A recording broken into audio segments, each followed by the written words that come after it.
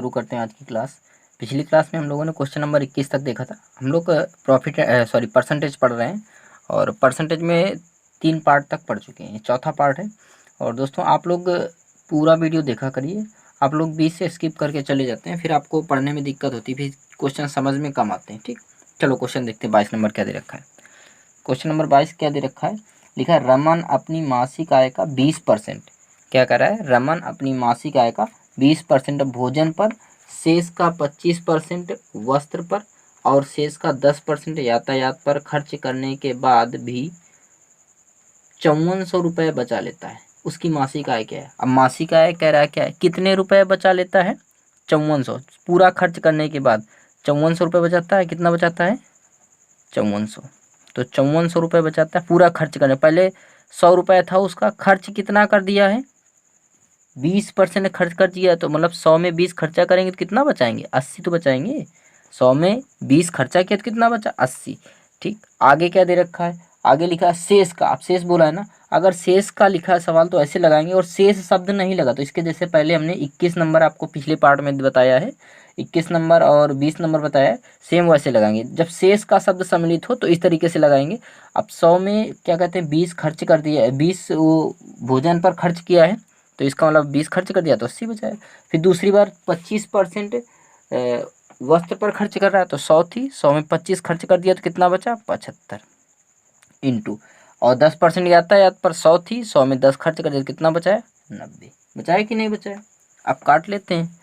तो 1 2 2 जीरो से 2 zero cut जाएंगे और आप इसको काटो।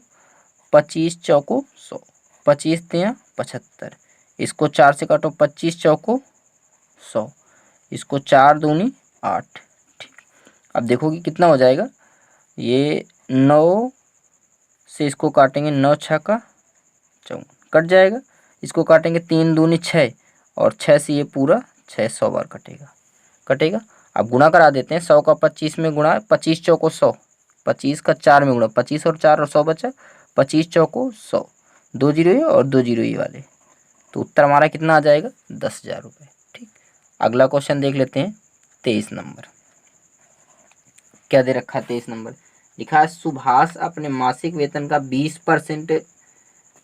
20% भोजन पर, शेष का 12% वस्त्र पर तथा शेष का 25% अन्य मदों पर खर्च करता है। यदि इन सब खर्चों के बाद उसके पास 528 रुपये बच जाते हों तो उसका मासिक वेतन क्या है?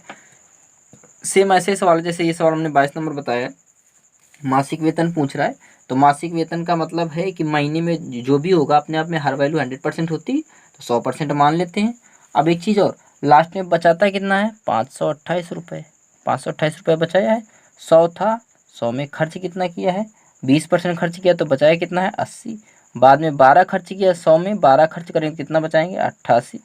फिर उसके बाद 100 था, 100 में 25 खर्च कर दिया है, तो कितना बचाया है? 75।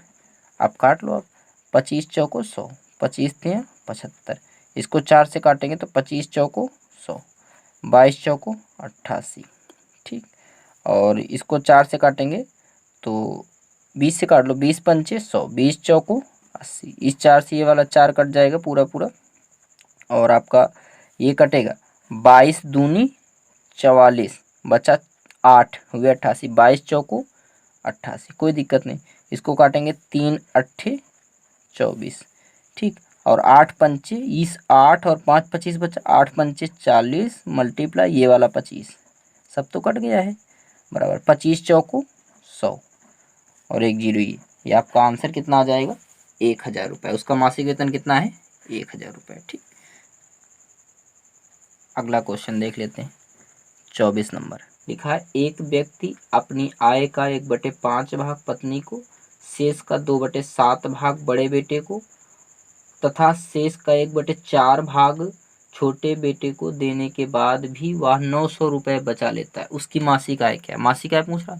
जैसे इसमें बचाने वाली वैल्यू मैंने यहाँ पहले लिखी थी ना, तो इसमें भी बचाने कितना बचाया उसने? 900 रुपये हमने ये लिख लिया। ठीक, जो कुल वैल्यू होती थी वो देखो, ये 100 कुल मानते थे हम, यहाँ भी 100 कुल मानते थे, तो कुल वैल्यू ऊपर रखते थे। तो इसका मतलब सबसे पहले लिखा है एक व्यक्ति अपनी मासिक आय का 1/5 भाग, कितना भाग? 1/5 भाग। इसका मतलब कुल भाग उसका 5 है, 5 में 1 भाग जो है खर्च कर रहा है ना, एक भाग 5 में एक भाग पत्नी को दे रहा है तो बचा कितना रहा है, 4 भाग। 5 में जो एक भाग दे रहा है बचा कितना रहा है, 4 भाग बचा रहा है।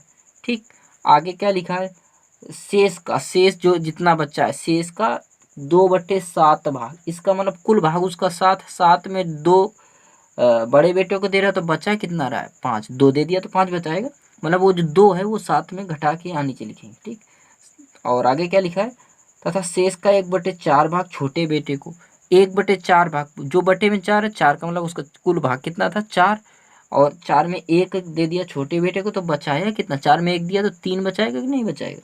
अब इसको हल कर लेते हैं, जो आएगा वही उसकी मासिक वेतन होगा। इस 4 से ये वाला 4 कट जाएगा, और 5 ते यहाँ 15, 15 छक्का 90, 90 कट गए, 1 जीरो बच गया। अब ये कितना हो जाएगा, 7 पना 35, ये 60 मल्टीप्लाई 7 पना 35, गुणा करा लेते हैं, जीरो ये लिखा है, 6 पंचे 30 हासिल 3, 6 तिरका 18, 3 21, तो उसका आंसर कितना आ जाएगा, 2100 रुपये। ठीक, अगला क्वेश्चन देखते हैं क्या लिखा गया। क्वेश्चन लिखा है, करमचंद अपनी मासिक आय का 1/3 भाग बड़े बेटे को, शेष का 1/7 भाग उसके मंझोले बेटे को तथा शेष का 2/7 भाग अपने सबसे छोटे बेटे को दे देता है। यदि उसके पास 4200 रुपये की संपत्ति बच जाती हो तो उसकी कुल संपत्ति कितने रुपए की थी। कुल संपत्ति पूछ रहा है। सबसे पहले हमने बताया ऐसे सवालों को पीछे से उल्टा करके हल करते हैं। पीछे से शेष बचाया कितना है उसने, 4200 रुपये। कितना बचाया है, 4200 रुपये। ठीक, अब बोला गया है, सबसे पहले बोला 1/3 भाग बड़े बेटे को, इसका मतलब 3 था, 3 में 1 भाग दे दिया तो बचाया कितना, 2 भाग, मल्टीप्लाई। और उसके बाद क्या कर रहा है, शेष का 1/7 भाग अपने मंझोले बेटे को, 1/7 भाग मंझोले बेटे को दे रहा है, इसका मतलब 7 भाग कुल है उसका, 7 में 1 दे रहा है तो बचा कितना रहा है, 6 भाग। ठीक, मल्टीप्लाई। आगे क्या लिखा है, शेष का 2/7 भाग, मतलब 7 भाग कुल है और 2 भाग दे दिया तो बचा है कितना, 5 भाग। अब काट लेते हैं, इसका मतलब कितना हो जाएगा, ये देखो 3 से काटेंगे, 3 दूनी 6, और उसके बाद ये कट जाएगा, 5 दूनी 10, और 10 से ये वाला 0 कट जाएगा, 2 से इसको काटेंगे, 21 दूनी 42, 210 ये हुआ। इधर 210 मल्टीप्लाई 7 का 7 में गुणा, 7 सत्ते 49, इन दोनों का गुणा कराएंगे तो कितना आ जाएगा आपका, यह आ जाएगा 0 के 0 और 9 के 9 और 2 10। क्वेश्चन अगला 26 नंबर क्या दे रखा है, 26 नंबर देख लेते हैं। क्वेश्चन लिखा गया है, किसी परीक्षा में एक छात्र 28% अंक प्राप्त करता है तथा 14 अंक से अनुत्तीर्ण हो जाता है। उसी परीक्षा में एक अन्य छात्र 32% अंक प्राप्त करता है जो उत्तीर्णांक से 18 अंक अधिक है। परीक्षा का पूर्णांक क्या था। परीक्षा का पूर्णांक पूछ रहा है। हमेशा जब सवाल ऐसा आ जाए पूर्णांक पूछे तो पूर्णांक हमेशा कोई भी हो वो अपने आप में 100% होता है, होता नहीं होता। ठीक, अगला क्वेश्चन लिखा गया, किसी परीक्षा में एक छात्र 28% अंक प्राप्त कर, कितने प्राप्त करता है, 28%। मान लो हम हैं, हमने किसी परीक्षा कोई परीक्षा दी है, उसको उसमें 28% नंबर लिया है, कितने लिया 28%। लेकिन 28% नंबर लाने के बाद भी मैं 14 अंकों से फेल हो गया, इसका मतलब 14 नंबर और आ जाते तो मैं पास हो जाता। तो इसका मतलब ये क्या, पास मार्क हमने लिखा है ना, 28% नंबर आ ही आए लेकिन 14 से फेल हुआ हूँ। अगर 14 नंबर ये वाले हमको और मिल जाए तो पास हो जाएंगे, हो जाएंगे नहीं हो जाएंगे। इसका मतलब इसमें जोड़ दिया तो ये पास हो गए। आगे क्या लिखा है, उसी परीक्षा वही है, एक दूसरा छात्र, अब एक दूसरा छात्र उसी परीक्षा में बैठा है जो 32%, इसने नंबर कितने लाया, ये 32% लाया, 32%। और उत्तीर्णांक, मतलब उत्तीर्णांक का मतलब है जो उसके पासिंग मार्क, मतलब जितने से वो पास हो रहा है उससे 18 नंबर ज़्यादा ला रहा है। इसका मतलब 18 अगर इसमें कम कर दें तो पास भर के लिए ही नंबर पाएगा, मतलब जितने पास के लिए नंबर चाहिए उतने से 18 ज़्यादा ला रहा है। तो जितने पास के लिए चाहिए तो उसमें 18 ये जो ज़्यादा लाए वो घटा दें तो पास मार्क आ जाएगा। इसका मतलब ये भी आपका पास मार्क लिखा है और ये भी आपका पास मार्क लिखा है, इसका मतलब ये दोनों बराबर होंगे, होंगे कि नहीं। अब ये लिखा है दोनों बराबर होंगे, 28% को उधर ले आओ, 18 को इधर ले जाओ, तो ये 14 लिखा है, इसको ऐसे ही रहने देंगे, ये माइनस का 18 इधर आके प्लस का हो जाएगा तो 18 बराबर, इधर ये 32% आपका लिखा गया है, ये 28 उधर जाएगा तो माइनस का हो जाएगा, माइनस का 28%। 32 में 28 घटाएंगे तो कितना आएगा, 4% बराबर 18 में ये जोड़ देंगे, 18 दो 20, 10 30 दो 32, ठीक। 4 से काटेंगे, 4 8 32, 1% की वैल्यू कितनी आएगी 8। तो 100% अपने आप में पूर्णांक होता है, 100% की वैल्यू निकाल लो, 100 का इधर गुणा 100 का इधर गुणा, तो आपका आंसर कितना आ जाएगा, पूर्णांक कितने का था, 800 रुपये का था पूर्णांक, सॉरी 800 अंकों का था पूर्णांक, रुपये का नहीं, 800 अंकों का। चलिए अगला क्वेश्चन देख लेते हैं, 27 नंबर क्वेश्चन क्या लिखा गया है। लिखा है सुरेंद्र ने अपनी कक्षा की वार्षिक परीक्षा में 37.5% अंक प्राप्त किया तथा 68 अंकों से अनुत्तीर्ण हो गए। सेम वैसे ही सवाल है, कितने नंबर प्राप्त किया इसने, 37.5%, इतने परसेंट नंबर प्राप्त किया, कितने अंकों से फेल हुआ है, तो 68 अंकों से, तो 68 और पा जाता तो पास हो जाता बराबर। आगे लिखा है उसी परीक्षा में उसकी बहन, मतलब परीक्षा हुई उसकी बहन ने कितना प्राप्त किया है, 47.25%, मतलब उसी के साथ बहन भी पढ़ती थी और उसने 47.25% नंबर प्राप्त किया है, जो पास होने से 49 नंबर ज़्यादा है। अगर 49 नंबर इसमें कम हो जाते तो वो क्या होता, वो पास होता, ये भी पास होता, दोनों पास ही होते, नंबर ज़्यादा नहीं ला पाते। लेकिन ये 49 नंबर ज़्यादा ले आई है तो इसमें 49 घटा दें तो पास मार्क में पहुँच जाएंगे, ठीक। अब इतना बन गया, इसको उधर ले जाओ, जैसे उसमें किया था इसको इधर ले आओ, तो 68 49 इधर आएगा तो प्लस का हो जाएगा बराबर, ये आपका कितना हो जाएगा 47.25%, ये इधर जाएगा तो माइनस का 37 ये 5 का मतलब 50% होता है, 0 के बाद 0 का कोई फर्क नहीं होता। इसको जोड़ेंगे तो 9 8 17 और 6 4 10 और 1 11, 117 बराबर। इधर अगर घटा दें, इसमें घटाएंगे तो कितना बचेगा आपका, कितना बच रहा है, ये बच रहा है 9.75, 9.75। ये आपको घटा के देख लेना है, इसको दशमलव इसको काट देते हैं, ऐसा करते हैं, इसको इधर ले आते हैं, तो ये आपका दशमलव हटाएंगे तो यहाँ 2 जीरो बढ़ेंगे, दशमलव से बढ़ेंगे नहीं बढ़ेंगे, इसको काट सकते हैं, 25 से काट दें तो 9 चौको 36, 36 3 काट देते हैं 25 से, 25 तिया 75 हो जाएगा, 25 तिया 75, 25 नैया, और ये कितना हो जाएगा 25 चौको 100,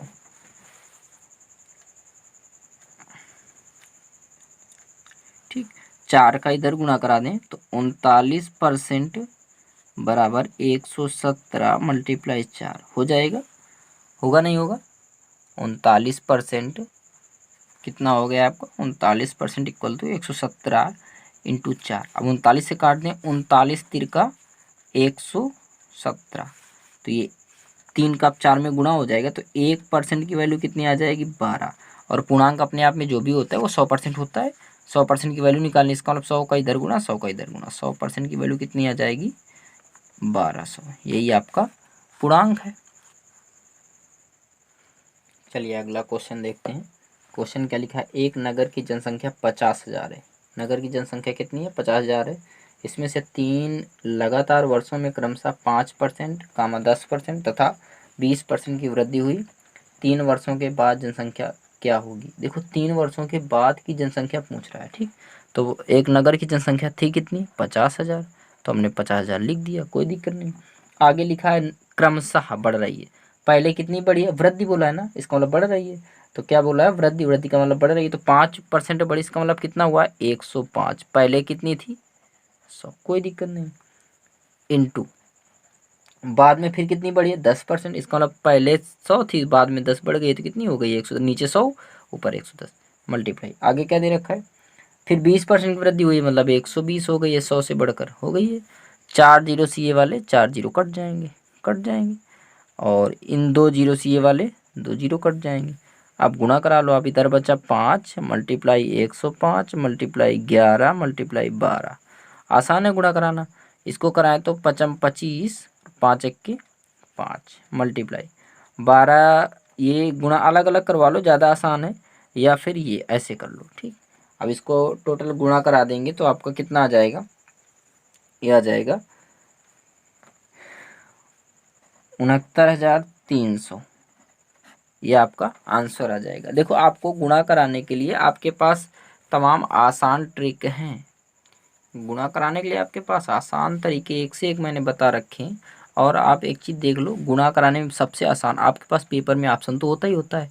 मान लो इतना कराने के बाद आपको गुणा नहीं आया, इतना हल कर लिया, इतना करने के बाद आप गुणा नहीं कर पाए। अगर आप गुणा नहीं कर पाए तो आप इतना समझ लें, इन अंकों को जोड़ लें, 5 और 5 10 2 12, 12 के भी अंकों को जोड़ लें, 12 के अंकों को जोड़ेंगे तो कितना हो जाएगा 3, 2 और 1 जोड़ेंगे 3 हो जाएगा। यहाँ 1 और 1 जोड़ेंगे कितना हो जाएगा 2, और यहाँ 2 और 1 जोड़ेंगे कितना हो जाएगा 3। गुणा लगा, यहाँ भी गुणा लगा, इन सब का गुणा लगा दो, सब गुणा में है ना, सब गुणा करा दो। तो 3 दूनी 6 तिरका 18, कितना हो जाएगा सबका गुणा 18, 18 के अंकों को जोड़ दो कितना हो जाएगा 9। तो ऑप्शन जो होगा, जो हमारा ऑप्शन होगा उसके अंकों का योग कितना आएगा, ये जो 9 जोड़ के आया है। इसका मतलब इसको जोड़ के देख ले, जीरो से कोई मतलब नहीं है। 9 6 15, 15 3 18, 18 के अंकों का योग 9, यहाँ भी 9 आ रहा है। इसका मतलब जो हमारा आंसर होगा वो यही सही होगा। होगा कि नहीं होगा, कोई दिक्कत नहीं। अगला क्वेश्चन देख लेते हैं 29 नंबर। गुणा कराने के लिए बहुत आसान से एक आसान चीज़ें हैं, लेकिन आप जैसे आपको सुटेबल लगे कोई दिक्कत नहीं। क्वेश्चन दे रखा है, किसी गांव की जनसंख्या 800 है। गांव की जनसंख्या कितनी है, 800 है। इसमें से प्रतिवर्ष 5% की वृद्धि हुई। प्रतिवर्ष बोला है, 2 वर्षों के बाद, मतलब हर साल बढ़ रही है 5%, लेकिन 2 साल बाद कितनी हो गई ये पूछ रहा है। तो 2 साल बाद 5% बढ़ी तो मतलब कितनी हो गई 105/100। ये 1 साल हुआ, 2 साल के लिए 2 बार कराएंगे गुणा 100। कोई दिक्कत नहीं है क्या, कोई दिक्कत है, कोई दिक्कत नहीं। अब काटेंगे, 21 पंचे 105, 20 पंचे 100, 21 पंचे 105, 20 पंचे 100। इसको काटेंगे, 20 20 आम 400 दूनी 800, 2 गुणे 21 21 आम 441, गुणा करा दें तो 2 1 के 2 44 दूनी 88, 2 साल बाद उसकी जनसंख्या गांव की कितनी हो जाएगी 882। अगला क्वेश्चन देख लेते हैं 30 नंबर।